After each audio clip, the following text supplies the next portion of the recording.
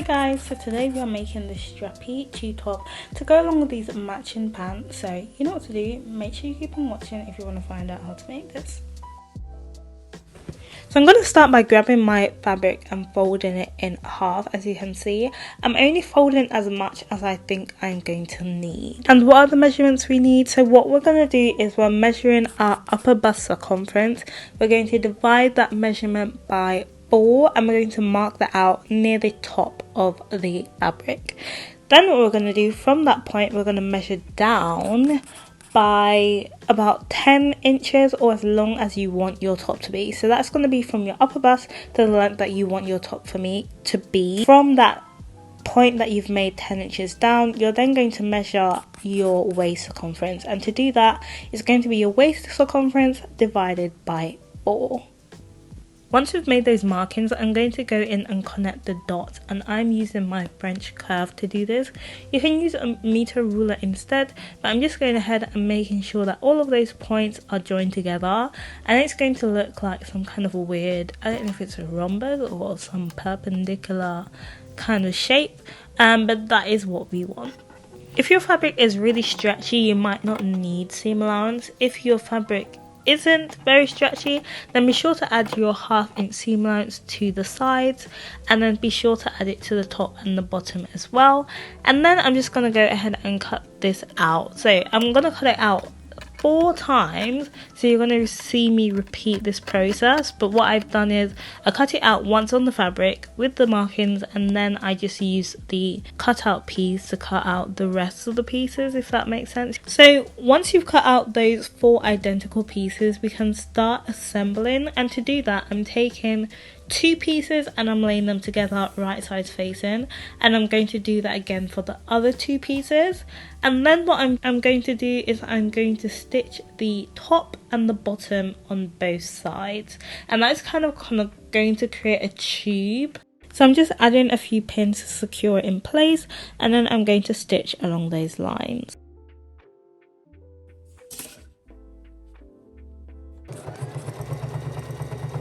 Now that we've stitched the top and the bottom, I'm just going to trim off the excess fabric that we don't need.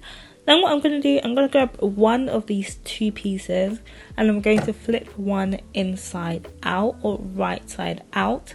And then what I'm going to do is insert it inside the other piece that we have.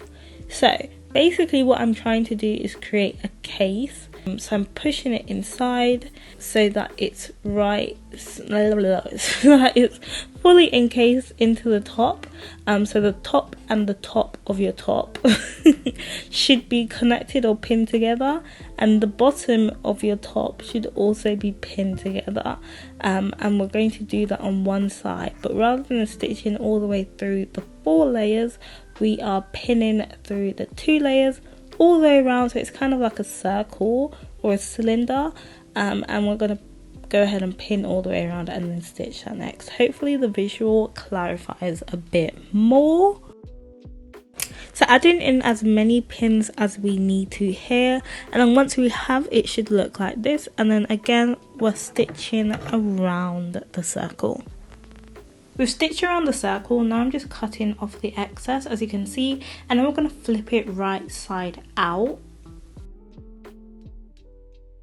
Then we're going to fold it in half, and we are pinning halfway down on the raw edges. So we're not pinning all the way down, and we are pinning through the 4 layers of the raw edge.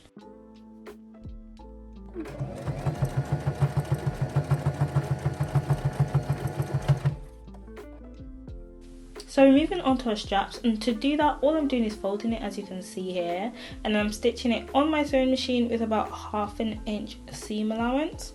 So that means my straps are going to be about 1/2 inch thick. If you want your straps to be thinner, just add the amount of seam allowance that you want your strap size to be. Hopefully the way that I've said that makes sense.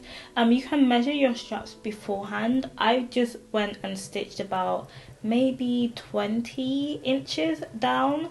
So folding my fabric like this and stitching 20 inches down, and then cut off whatever excess that I didn't need from the strap. So now I am just trimming off the excess fabric for our straps, and then what I'm going to do is turn them inside out or right side out. You can use a safety pin or a loop turner to turn your straps inside out.